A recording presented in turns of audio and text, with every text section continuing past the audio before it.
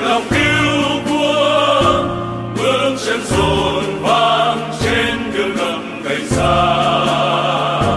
Cờ in máu chiến thắng mang hồn nước, súng ai ra